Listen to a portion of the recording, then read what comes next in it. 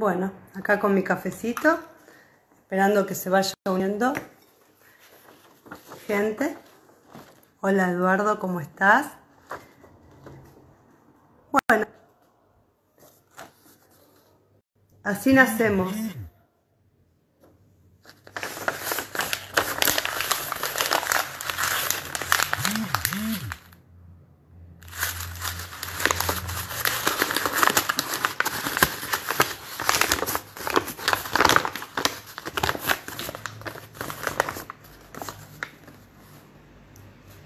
Y así los golpes de la vida van dejando cicatrices. Ya no somos los mismos.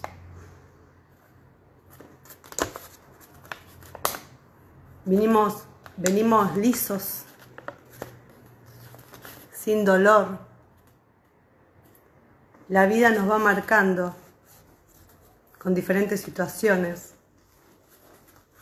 que vamos afrontando y enfrentando. ¿Cómo están? Qué hermoso sábado. Hoy salí a pasear con mis hijos, nos encontramos con un amigo, lo llevamos a la plaza y disfrutamos mucho ese momento. Hoy, como les vengo diciendo y hablamos esta semana, vamos a conversar, a tener el testimonio de Patricia, mamá de Candela con síndrome de Down, una adolescente, y nos va a comentar cómo ella fue recibiendo la noticia, cuál fue el impacto, cómo la acompañaron, y vamos a analizar un poco, y con ustedes también, cómo es que el profesional de la salud debe armar su estructura interdisciplinaria para poder abordar y acompañar a los padecientes, a las personas que llevan un diagnóstico en su vida y que esto impacta en la familia, como yo les decía en su momento, esa bomba que cae en la familia, ¿no? Esa noticia diagnóstica que a cada cual le va llegando su pedazo, de acuerdo a la distancia que tenga con esa persona y con esa enfermedad, cómo lo haya transitado en su vida, si alguna vez tuvo una situación semejante, si tiene más ejercitada esa parte, ¿no?, de encontrarse cara a cara con la enfermedad, ya tanto el que la padece como su familia, su entorno, todos los miembros que se van uniendo a la familia, a este entramado familiar de la persona con discapacidad o una enfermedad crónica, donde empiezan la familia, esa bomba que cae, irrumpe su cotidianidad, su estructura, y tienen que empezar a reinventarse y a empezar a entender, a comprender esto nuevo que les está pasando, ¿no?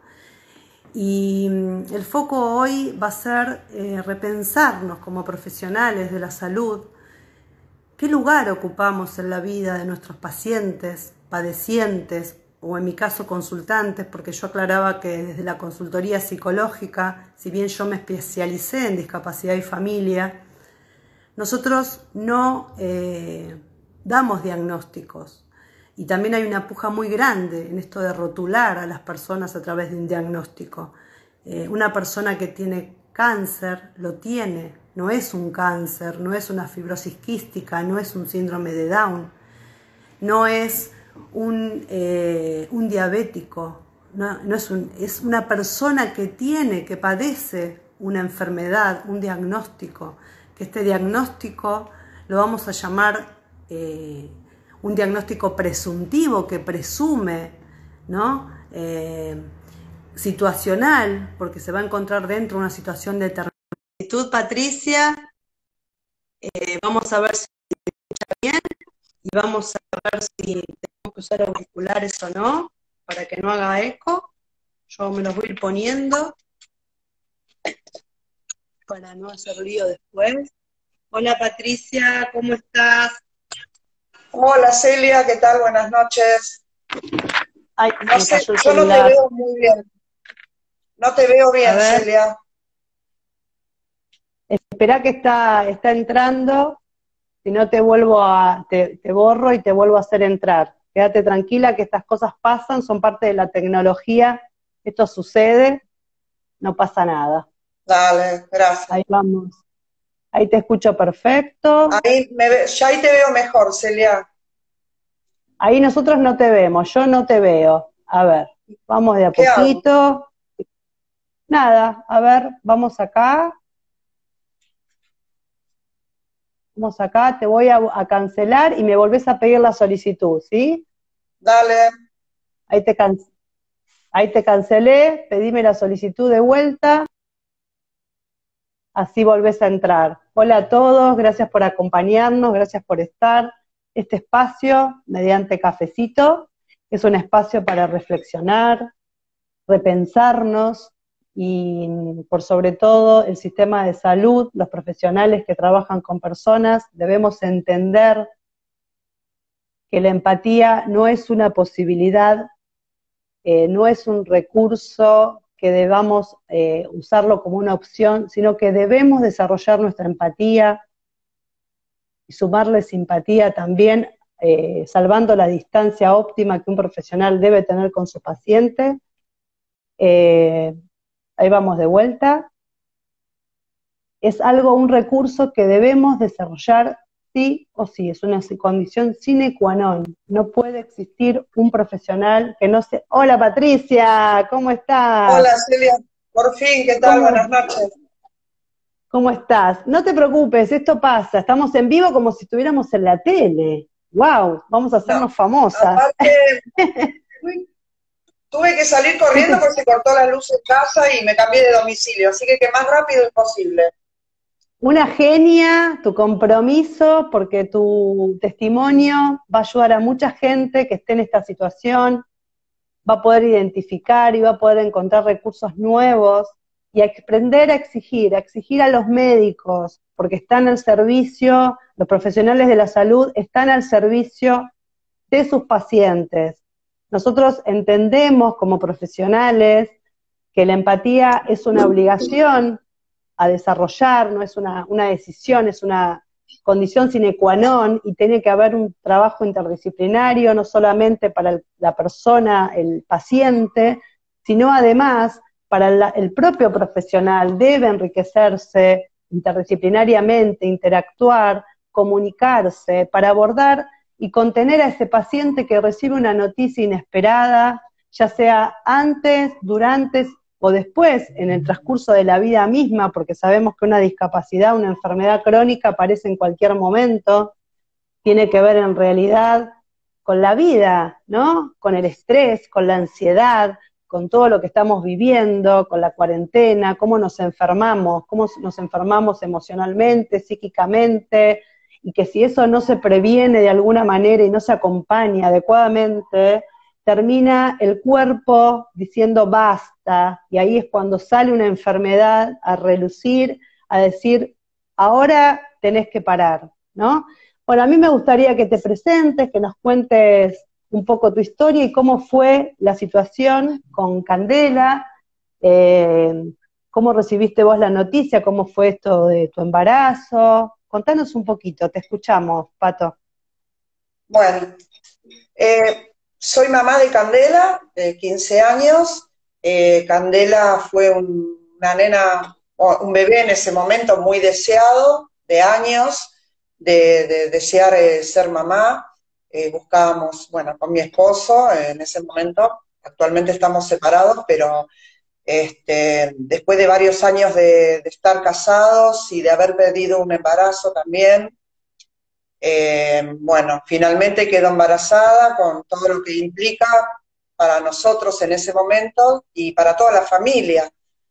La felicidad de toda la familia compartiendo nuestra alegría de que, bueno, de que quedé nuevamente embarazada. Bueno, yo tuve un embarazo hermoso. Nosotros previamente habíamos hablado con mi esposo que bueno, que no íbamos a hacer ningún test, porque eso no iba a cambiar nuestra historia, nosotros igual íbamos a seguir adelante con el embarazo, así que sí los estudios comunes, porque no sé ahora, pero en aquel momento un test también implicaba cierto riesgo de pérdida de embarazo, y la verdad que nosotros Ujú. no queríamos correr ya ningún riesgo. Ajá. Por eso te digo, yo me enteré obviamente cuando nació Candela.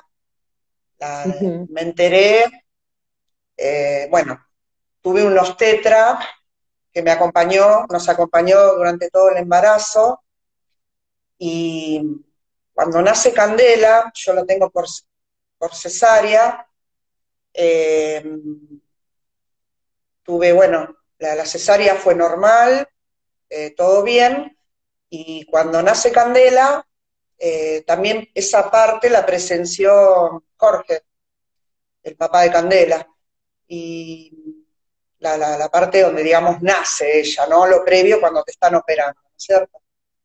Y bueno, él en ese momento, cuando ingresan a la bebé a la sala contigua donde les hacen los exámenes que le tienen que hacer de rutina a un niño, eh, bueno, a él le comentan que había una alta sospecha de que podía tener síndrome de Down, pero bueno, la realidad es que a mí nadie me lo comunicó, eh, ni mi médico obstetra, ni nadie del sanatorio. Jorge tampoco no se animaba a decírmelo, tal vez porque también a él le habían dicho que era una sospecha y que había que hacer el cariotipo, que es el estudio genético. Eh, y bueno, a mí me había dicho mi obstetra que bueno, que después de la operación iba a pasar un par de horas y me iban a traer a la bebé conmigo, ¿no es cierto? Bueno, eso no Ujú. sucedió porque Candela aparte tenía un problemita como respiratorio, la tuvieron que llevar a, bueno, a neonatología y darle como una especie de asistencia respiratoria. Y bueno, me dicen eso a mí, que había un problemita, así como que tenía que estar en observación. La realidad es que yo veía pasar los cochecitos, los carritos, a las demás mamás que le llevaban a sus bebés y bueno, a mí no me traían a mi hija, eso también, pese a que todavía estaba con los efectos de la anestesia, también me angustiaba mucho, pero bueno, era que en un punto yo también estaba como anestesiada también. A mí Jorge me había dicho que estaba todo bien y para mí eso era lo que también me bastaba, ¿no? Bueno, al otro día, Porque vos no podías porque caminar para ir a verla. Vos no podías levantarte en ese claro, momento para ir a verla. Ujú. Candela, Por la Candela cesárea. nació como a las 9 de la noche, pasa toda la noche, Y al hasta ahí otro nadie día, te había dicho obviamente, nada. no, Y no, hasta ahí no, nadie, al no. otro día, Ok.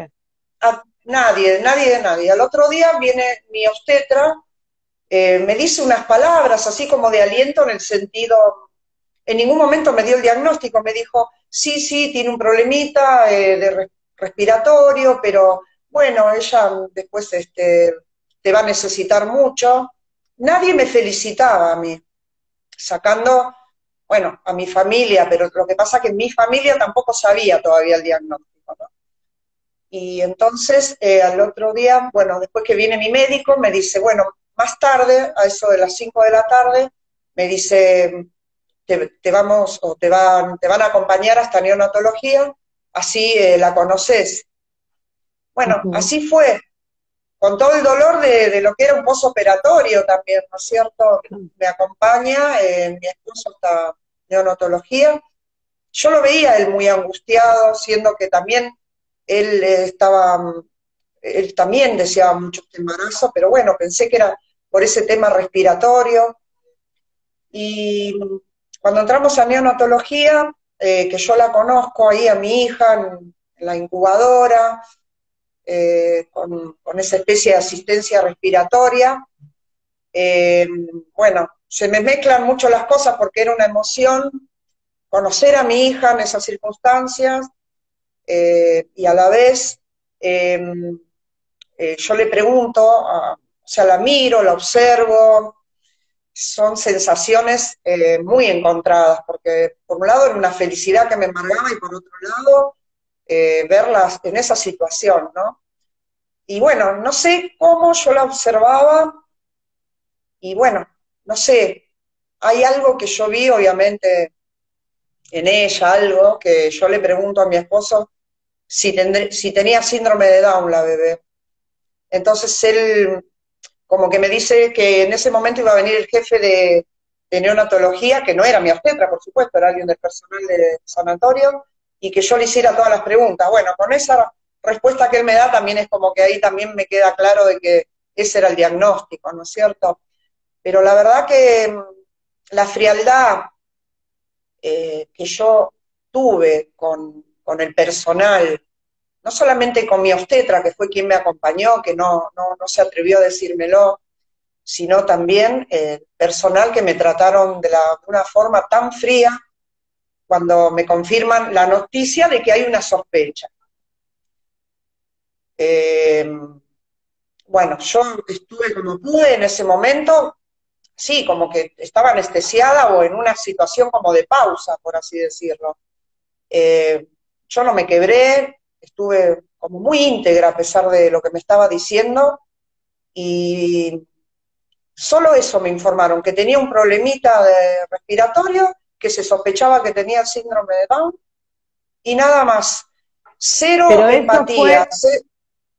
eso fue a partir de que vos viste a tu hija, digamos, ¿no? Y contame esa parte que vos me comentaste a mí antes, que cuando vos te acercaste a un médico, ¿qué fue lo que te dijo, no? Que nadie te acompañó a acercarte, uno ve a su hijo todo Claro, conectado, eso, con el miedo de poder tocar un cable y hacer un lío, ¿no? nada. Y él, ¿cómo accionó frente a vos, que estabas ahí al lado, Bueno, obviamente, sin saber qué hacer, ¿no? Porque que eso uno puede fue, saber.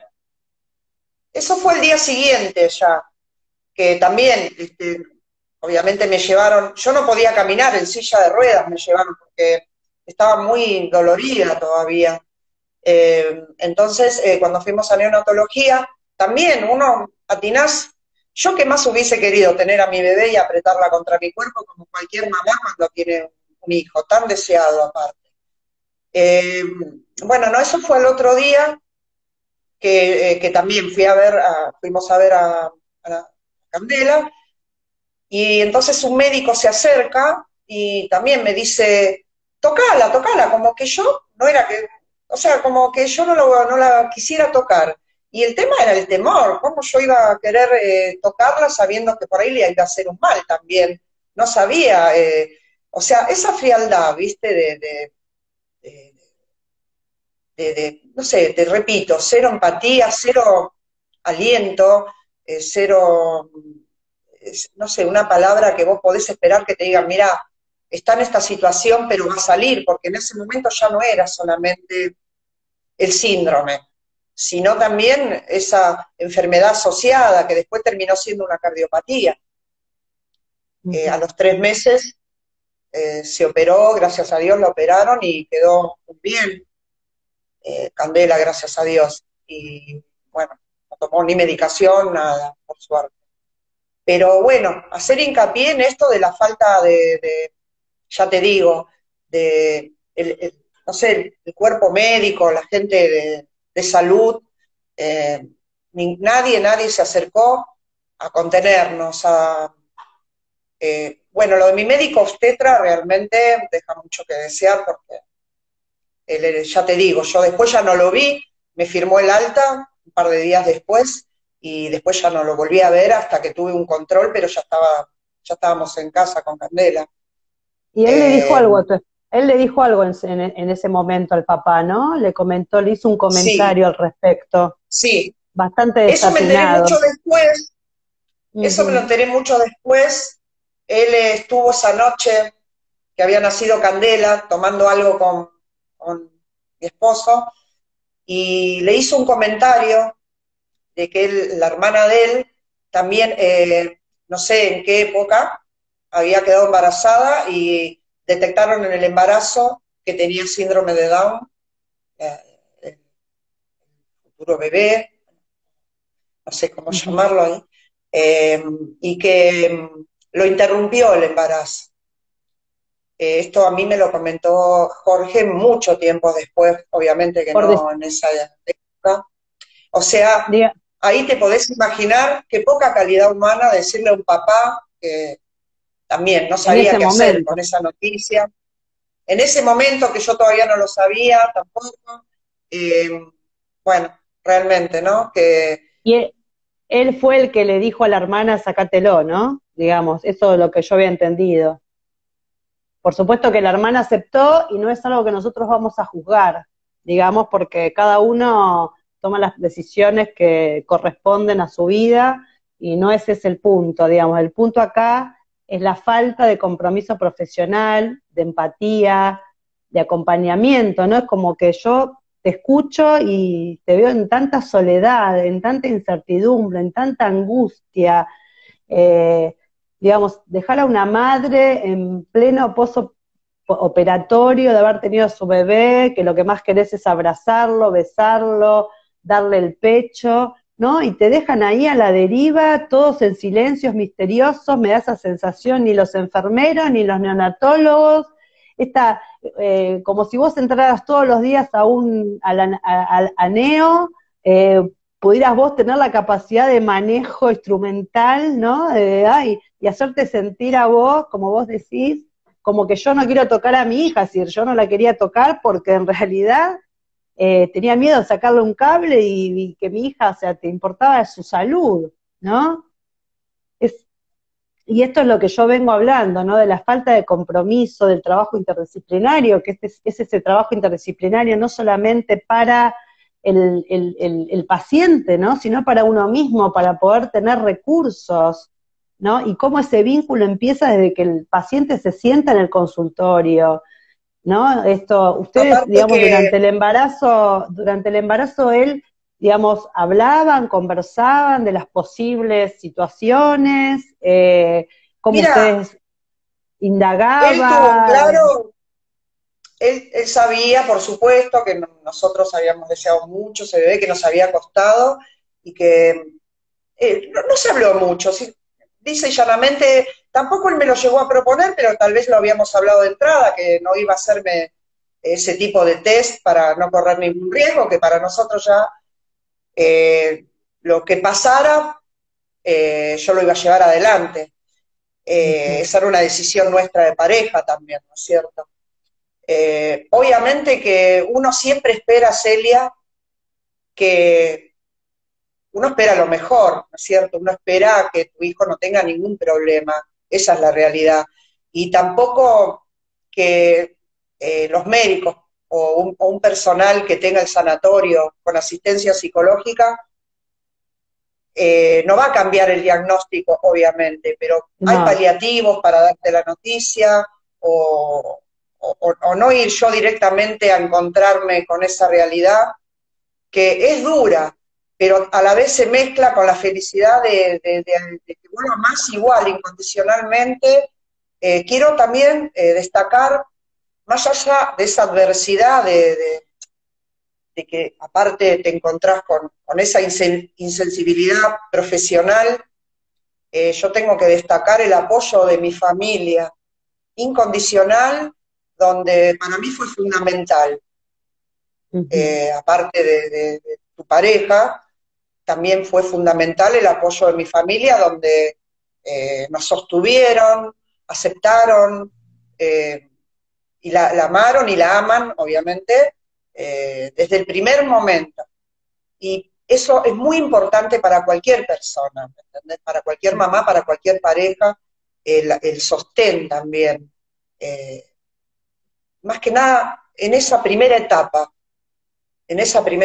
donde vos necesitas fortalecerte y bueno, uno entiende que la vida no sabemos lo que nos puede traer, pero sí lo importante es saber qué decidir con eso que te pasa. Si decidís hundirte o decidís levantarte y seguir adelante. Y aparte que un hijo, aunque haya nacido con síndrome de Down, no es una tragedia.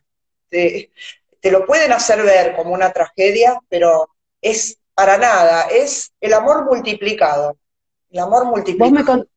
Vos me contabas en nuestra charla que para vos, en realidad, lo que más pensabas cuando la tenías en tus brazos era en el afuera más que en el adentro, ¿no? En todos los condicionamientos sociales, ¿no? Como uno, digamos, que tiene que ver también, no vamos a poner acá a nadie en la guillotina, ¿no? Digamos, nosotros, yo también tengo un hijo con síndrome de Down, y hasta el momento que uno no vive las cosas, no sabe cómo pararse frente a otros, ¿no?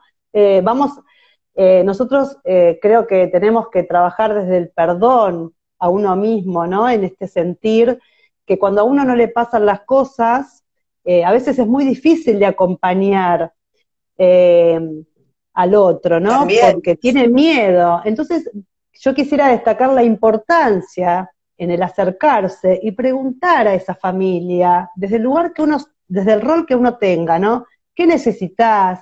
¿Qué te pasa? ¿No? Y no quedarnos con prejuicios o miedos prejuiciosos, y tomar una distancia por miedo, ¿no? De que no sé cómo acercarme. Decime cómo me acerco, decime cómo te ayudo. A mí me da miedo, yo desconozco lo que te está pasando, como lo desconocías vos en su momento, ¿no? Es decir, no está mal preguntar, es necesario, porque eso acerca, a uno le da la posibilidad a esa persona a poder abrirse y a poder decir, y a poder al acercarse a la persona con discapacidad, lo que nos ayuda es a entender que es una persona que también, además de tener esa parte nada más, no anula el resto de lo que puede ser esa persona, ¿no?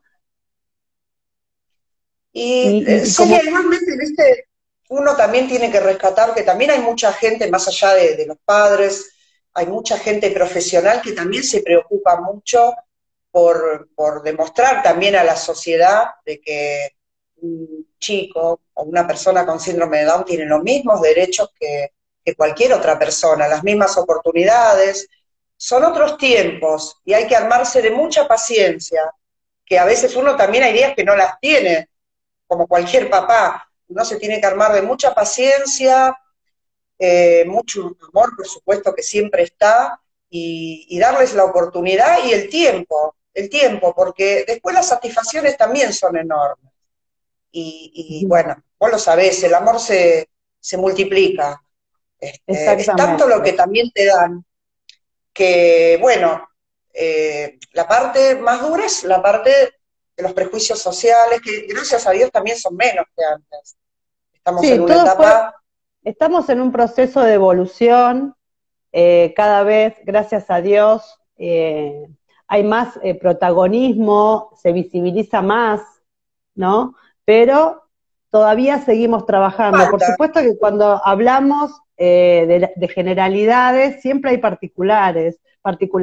Sí, No todos los médicos son iguales, no todos los profesionales exactamente. son iguales, pero sí, digamos, cuando nos planteamos cómo acompañar, no solo decir una noticia, tirar una bomba y arreglate y lavándote las manos, ¿no? Es yo como profesional, ¿cómo acompaño en este camino? Es esta cosa de sostener, esta pausa que vos pusiste en tu duelo para poder poner todos tus recursos a tu hija, frente a tu hija, todo lo que ella necesitaba. Vos pusiste en pausa tu duelo, pero en algún momento ese duelo lo ibas a hacer, porque era un antes y un después en tu vida, porque es normal, es lógico y tiene un proceso que seguir. Si no se hace ese duelo, se puede caer en una patologización, digamos, donde la persona puede quedar enquistada y generar hasta su propia enfermedad, ¿no?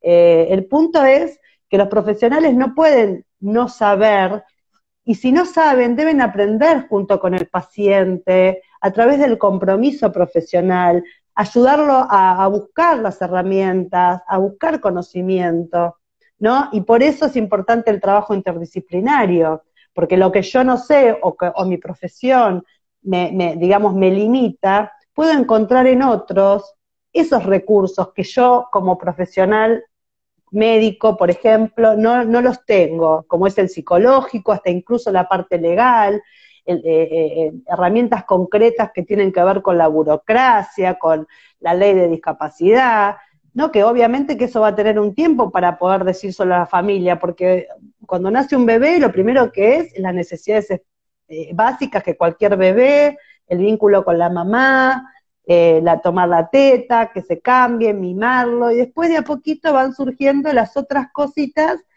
que después van a ir, el mismo niño, el mismo bebé va a ir diciendo qué es lo que necesita, ¿no? Si no se sienta Exactamente. a la misma edad que el Vos, resto, bueno. los Digo, primeros tiempos es como cualquier bebé que te necesita, llora, ríe, lo tenés que cambiar, es alguien tan tierno, tan indefenso que espera, vos le tenés que dar todo, no podés permitirte dudar o estar mal, vos tenés que entregarte a ese bebé que deseaste tanto. Y claro, cuando vos sos mamá también, y la discapacidad puede existir, y de hecho sé que está, obviamente, uno acepta esa realidad, pero vos cuando estás en tu casa no ves una discapacidad, para vos es tu hijo, es una persona, y la aceptás como es. Eh, la discapacidad está en el afuera, la ven los de afuera. Para vos, yo encima, digamos, es mi única hija, no es que también tengo otro hijo, así que para mí ella no me imagino tener otro hijo diferente. La amo como si tratando de yo estar lo mejor exactamente. posible, eh, tanto también el papá y todo, para darle lo mejor, como cualquier hijo, como cualquier padre que quiere darle las posibilidades y que explote todo su potencial, estimular sus habilidades, que todos los chicos la tienen. Y bueno, y de a poco la Exactamente. parte positiva es que, bueno, por suerte ese paradigma está cambiando y bueno, se está haciendo mucho para darles oportunidades y se ha demostrado y se demuestran que los chicos logran muchas cosas. Algunos pueden lograr más, otros menos, como todas las personas. Ahora, rescatando un poco tu historia, ¿no? Haciendo hincapié en algunas cositas que yo fui ahí como, eh, las uso como disparadores, ¿no? Qué loco, ¿no? Que el médico derive al esposo, al padre, que estaba en condiciones iguales que vos, ¿no? Esto de darle la noticia a él como si él fuera menos, ¿no? Digamos, qué poco valor se le da a la paternidad cuando es la misma importancia una madre que un padre, ¿no? Más en esta época, donde los padres se involucran de otra manera, ¿no? Qué cosa esto de tirarle al padre la responsabilidad de decirle a su mujer, pasó esto, ¿no? Y el médico no tener los recursos para afrontar, ¿no? Y acompañar esa caída y amortiguar esa caída cuando te entra en pausa emocional, cuando es esto que decís vos, estás anestesiada emocionalmente y estás por caerte y no tenés un médico que se te sostenga, una enfermera, un neonatólogo. Pero, Digo, Celia, qué loco, ¿no? esto no es un hecho aislado, vos lo sabés, hemos estado en una entidad donde hemos estado con otros padres y no es mi única experiencia, esto sucedía mucho, yo espero que Sí, eso se sí, haya revertido. el mayor Eh, impacto es ese, el mayor impacto de las personas que reciben un diagnóstico, ya sea, bueno, en este caso estamos hablando de síndrome de Down, pero de cualquier diagnóstico, el sistema de salud falla porque no tiene un equipo interdisciplinario, digamos, donde haya interacción, donde no hay no es, un paciente no es una ficha médica, no es medir una panza, pesar a la embarazada, que se engordó, que si la presión, no, hay un ser humano que lleva ese embarazo, a ese bebé en el vientre, ¿no? Y tiene que conocer su sistema de creencias, sus debilidades, sus fortalezas, su entorno, su contexto, ¿no? El deseo, el no deseo, digamos, hay la historia de ese paciente que le va a permitir al médico, ¿no? Saber por dónde acompañar, porque ¿quién mejor que uno saber lo que mejor necesita o lo que mejor recibe, ¿no? Porque, digo, es esta falta de vínculo que se da, respetando obviamente las distancias óptimas que tiene que ver con el profesional, porque obviamente que si un médico se involucrara demasiado, ya de una manera más afectiva, que digamos que no podría ser médico, ¿no? Porque lógicamente está todo el tiempo con la enfermedad, con el dolor, digo, entonces necesita tomar esa distancia óptima. Ahora, ¿cómo no hay? Porque no hay, digamos, una preparación. En realidad, la noticia uno puede prepararse para dar una noticia y como profesional debemos encontrar los recursos, porque cada persona, siempre una noticia mala nunca es bienvenida ni nunca es bueno darla. Pero como profesionales hay un compromiso que no podemos eludir. Yo tengo que estar preparado, fuerte para sostener a esa persona durante, en el mientras tanto, ¿no? Y después también decir, bueno, Patricia, ¿en qué te ayudo? ¿Qué necesitas? ¿Cómo estás? ¿Cómo? ¿No? Esto que parece que fuera tan complejo y es tan simple, ¿no? Esto de poder derivar, de darte seguridad emocional, una contención, un abrazo, a través de un silencio, porque no solamente hay que llenarse de palabras para poder acompañar, ¿no? Y escuchar y estar ahí para cuando esa persona, porque vos fuiste entera, pero hay muchas personas que no tienen esa capacidad resiliente que vos tuviste, digamos. Hay gente que se desborda mal y que puede quizás desconectarse totalmente de su hijo, y un mal acompañamiento profesional marca la diferencia. Marca la diferencia y el vínculo con esa discapacidad, que es un miembro nuevo que entra en la familia, llevado en el cuerpo de alguien, pero es un miembro Y que... sabemos, Celia, sabemos de casos que, o sea, por dar, o dar una información donde todo va a ser negativo con ese bebé, es como que no todos los padres están en condiciones de asumir ese nuevo bebé en esas condiciones, ¿me entendés? Entonces es como que eh, eso se tiene que revertir, realmente se tiene que revertir, porque sabemos de papás que les ha costado mucho asumirlo, o a la No, y mamá o al papá, realmente les ha pasado.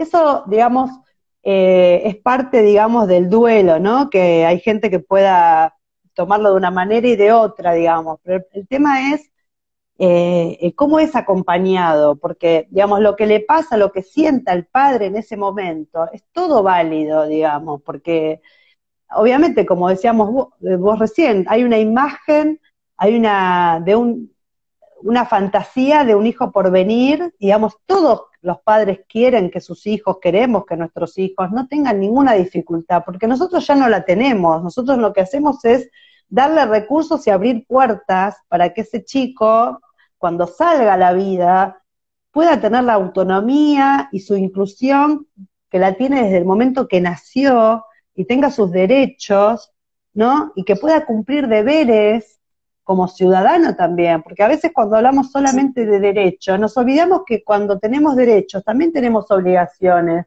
y dentro de esas obligaciones tiene que ver con la no subestimación de esa persona, que esa persona puede tener un trabajo competitivo, que puede tener un montón de cosas, ¿no? No solamente hacer asistencialismo con estas personas con discapacidad. No se trata de asistir, ay, pobrecitos, son angelitos, bueno, pongámoslos a amasar pizza. Démosle una oportunidad de crecer, digamos, de ser personas de bien y que puedan hacer lo que les gusta y que tienen herramientas en otros tiempos como para poder evolucionar, ¿no? En su parte potencial, ¿no? No es que es todo negativo, ¿no? Esta mirada del pobrecito, de necesidades especiales, específicas, o necesidades, o capacidades diferentes, ¿no? Es un tema que yo voy a tratar más adelante, esto de cómo hablamos, ¿no? Es importante saber eso, que en realidad son sujetos de derechos, como cualquier persona que tiene la capacidad de poder vivir una vida plena, un trabajo independiente, poder ir a la escuela, ¿no? Esta cultura que tenemos, este sistema de creencias que tenemos que revolver un poco y empezar a decir, paremos un poco, ¿no? ¿Por qué la sociedad nos pone tantas trabas? Y ya desde el momento del nacimiento, ¿no? Este médico que no se animó porque sus prejuicios, digo, es médico, debería revisar su sistema de creencias y él si está preparado para recibir otro tipo de bebés, o solamente va a recibir bebés nada más que estén bien en todo. Digo, ¿no? Qué duro eso, que un médico no pueda decirle a su paciente desde un prejuicio personal, porque hasta lo hizo saber, ¿no? Y sí, pero bueno, eso para mí quedó ya muy atrás también, digamos, quedó en el recuerdo y como bueno, un hecho que ojalá se revierta y no haya más personas, mujeres y padres que tengan que pasar por esa frialdad de los profesionales sanitarios. Porque ya te digo, no fue solamente mi obstetra, sino también el personal del sanatorio, que no se acercó a nadie, y ese médico de neonatología que con tanta frialdad se acercó y me lo dijo por poco, no sé, como que yo era la culpable, porque en algún punto te hacen sentir como culpable también, ¿me entendés? Sí, sí, Pero sí, bueno, sí, tal cual.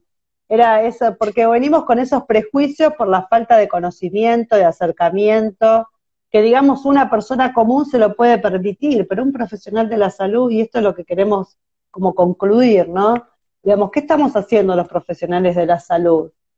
¿No? ¿Cómo reparar esto que uno hace? Porque uno genera una marca en el otro, por más que uno pueda resignificar esa noticia de alguna manera, no va a cambiar el hecho, sí puede no, resignificar y no, quizás verlo a la distancia como una posible ignorancia o falencia, pero que como un profesional de la salud tiene la obligación, digamos, de mejorar su calidad profesional.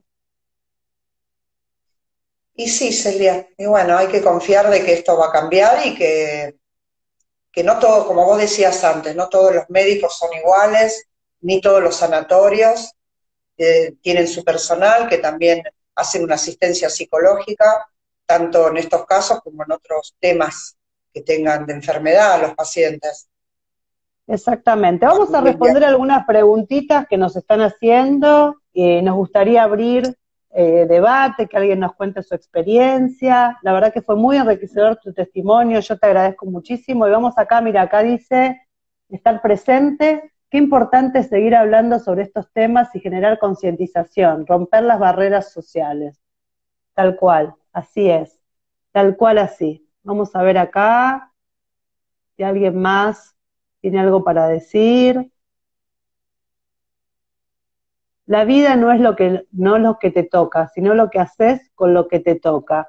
Realmente, Eduardo, nosotros hablábamos la vez pasada del tema de no solamente uno debe elegir qué hacer, sino cómo, ¿no? Cómo transitar eso.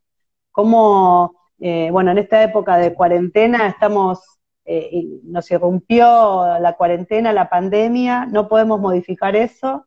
En tu caso, esta noticia no se puede modificar, pero vos sí decidiste cómo transitarla, y qué importante es, ¿no? Y que el que no pueda hacerlo, que pueda pedir ayuda, que hable, porque los médicos, los profesionales de la salud, son servidores de los pacientes, en mi caso consultantes. Estamos a disposición y tenemos este sistema de creencia donde el médico es la máxima autoridad y en realidad trabaja para sus pacientes y debe escuchar las necesidades no solamente físicas o desde una enfermedad, sino lo que le pasa emocionalmente con eso que está viviendo, ¿no? Porque la persona es un todo.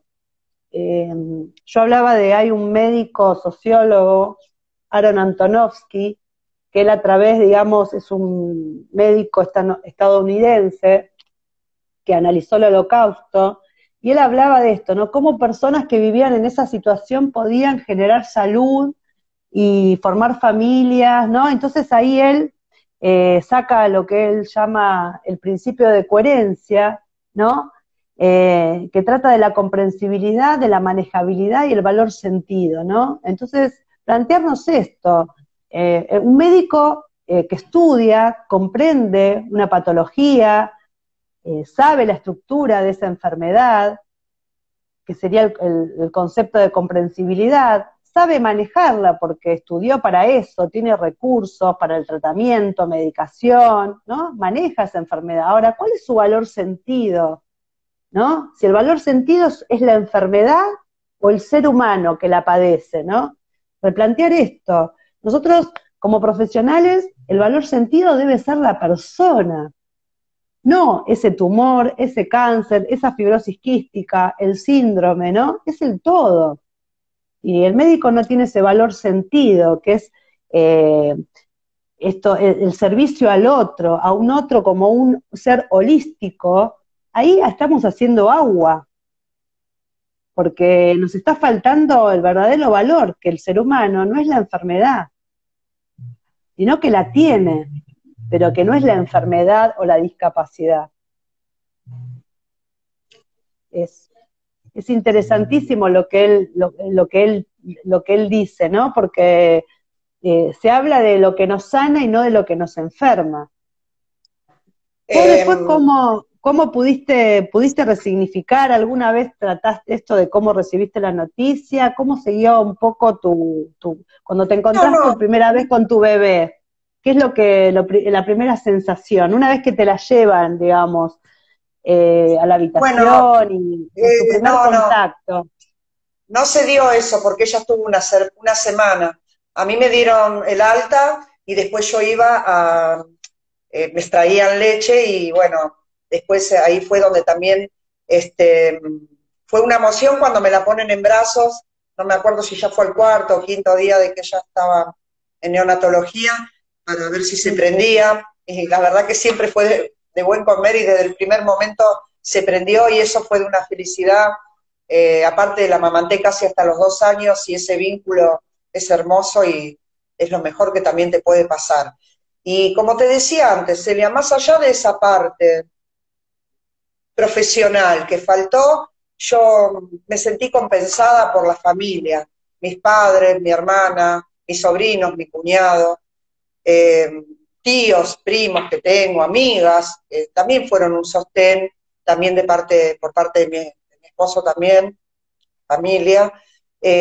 Para eso, esa parte después pasa a ser lo más importante, para que vos puedas seguir adelante, esa contención, en mi caso, creo que a cualquiera le sirve un apoyo, pero en esos tiempos y hasta la actualidad, el vínculo, eso ayuda muchísimo, la familia. Y eso es algo que yo también...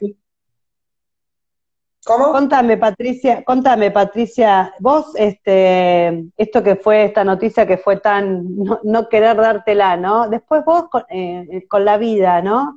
¿Pudiste revertir ese concepto de que como que tu hija, como tenía síndrome de Down, vos ibas a dejar tu vida en pos de ella? ¿O pudiste resolver tu vida y seguir siendo esa mujer que yo te conozco que sos feliz, ¿no? Como que tenés tu vida propia, ¿no? Mira, Celia, todo depende de las características de una persona, obviamente. Yo en un momento pensé también, viste, te planteaban un panorama tan hostil, que yo pensé en un momento que más allá de la felicidad que yo tenía del hecho de haber sido mamá, también pensé, dije, bueno, tal vez no voy a ser nunca más feliz. En un momento se me cruzó pensarlo, ¿no? Por ahí yo pensaba, digo, por ahí yo no vuelvo a ser la persona que, no sé, que me gusta divertirme también, o sea, soy una mujer que me gustan, soy emprendedora, me gustan actividades, y bueno, yo, más allá de mi maternidad, también pude seguir, recuperé o sea, la persona que siempre fui. Mejor dicho, nunca la perdí, claro. Te lo digo porque me lo ha dicho gente allegada. Si bien el hecho de ser madre te cambia, así tengas un hijo común, te cambia tu vida, obviamente, no es lo mismo tu vida antes de ser madre, pero sí, yo soy la misma persona, como era antes también, que también me gustaba divertirme, salir con mis amigas, tener mi espacio, por supuesto, siempre mi prioridad es mi hija. Sí, como todo padre, digamos, porque los hijos llevan todo, quizás ellos llevan otros tiempos. Acá dice Eve Cincota, el nacimiento de Cande fue uno de los momentos más lindos de mi vida. Esto es para vos. Es mi hermosa sobrina, que ya es una profesional, también psicóloga, así que estoy muy orgullosa. Ah, bueno, bienvenida entonces. Mira, nos van quedando pocos minutos, no quiero que se nos corte, Yo quiero rescatar que, bueno, que tu entereza, ¿no? Y que esa noticia mal dada, o mal llevada, mal acompañada, cómo te planta a vos la duda de que si voy a ser yo la mujer que siempre fui, que después la vida te fue mostrando que sí, y Candela te fue Sí, mostrando pero que sí, ¿no es cierto? Celia, Entonces, eso fue enseguida, perdón que te interrumpa, fue enseguida porque no te permitís estar mal, porque esa personita tan tierna que llegó a tu vida, que vos la deseaste con toda tu alma, claro, se merece lo mejor, es tu hijo y se merece todo el amor del mundo, como cualquier exactamente. niño que te No, necesita, lógico, así que he tenido mis bajones y todavía, porque a veces te encontrás con muchos obstáculos, pero que tiene que ver con el afuera, con las exacto. imposibilidades, con los colegios, con todas esas cosas. Bueno, Lo importante es pero entender, en este caso, que es importante que cuando nace un bebé y no tiene problemas de salud, que realmente corra el riesgo su vida, más allá de la discapacidad, hay que felicitar a esa mamá y a ese papá. Hay que decirle, te felicito por tu hijo, que eso es lo que te faltó a vos, ¿no? Te felicito, mamá, tuviste una nena hermosa, ¿no? Esto que en ese o momento te hubiese sea, dado otra sí, mirada. o sea, estamos Por hablando supuesto que de de la tu parte familia. profesional. Ese A es el tema, veces exacto. no saben, es como que tal vez como en algunas parejas que también me han contado en alguna oportunidad, que parece que te dan como un pésame, más Claro. que una bendición por haber sido padres de un niño que tal Sí, vez, obviamente, te cambia las expectativas. Uno tenía una expectativa y bueno, te cambian, obviamente. Y no deja de ser frustrante en el primer impacto, en ese shock emocional. Hay que asumirlo sí, y no, es sí, así, sí. pero por suerte Sí, la vida por te va supuesto, llevando. por supuesto sabemos que la No te forma de dar la escuché. noticia, que por supuesto sabemos que la manera de dar la noticia no cambia el diagnóstico, eso lo sabemos, pero sí modifica la forma en que la persona pueda transcurrir ese momento, ¿no? No es lo Tal cual. mismo si vos estás mareado, que nadie te acompañe ese mareo, que nadie te agarre del brazo, que nadie te esté ahí para sostenerte, que estar en ese vacío, ¿no? Que vos tuviste que pasar. Es importante porque así como vos tuviste la capacidad, no, hay gente que no tiene los recursos y las herramientas y deben poder hablar con el médico si están embarazados, si hay una posible, digamos, situación que no sea la esperada, ¿no? Que puedan hablar con el médico, que puedan pedirle recursos, derivaciones, mayor información, porque realmente eso hace un antes y un después. Cuando uno tiene la información, los recursos, todo, es como que uno va con otra seguridad y hace más foco en el vínculo. Y ese vínculo no se rompe por esto que irrumpe, que es esa condición, ¿no? Es importante saberlo y destacarlo, y que el compromiso profesional tiene que estar dado desde el primer momento que ese paciente se sienta en el consultorio, como persona, no como una ficha médica a llenar, ¿no? Exacto. Así que bueno, no sé si habrá alguna preguntita, querés dejar algún último. Los tíos Claudia y Daniel nos sentimos muy orgullosos de Cande, la queremos mucho. Mi Bueno, hermana hay y mi mucha gente cuñada. ahí que banca a Cande y bueno, Sí. la verdad yo te agradezco, Millón, que hayas estado conmigo. Espero haberles a todos los seguidores que hoy pudieron estar. Este video va a quedar grabado y bueno, yo sigo como siempre quedando a disposición, dando mi mano a todas aquellas personas que necesiten acompañamiento, asesoramiento para transitar un momento difícil.